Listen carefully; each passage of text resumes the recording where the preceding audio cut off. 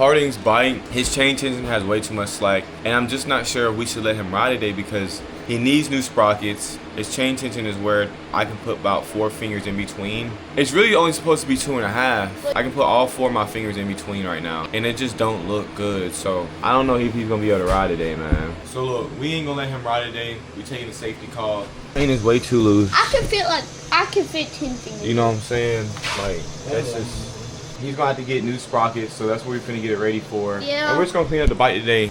I think I watched all of them.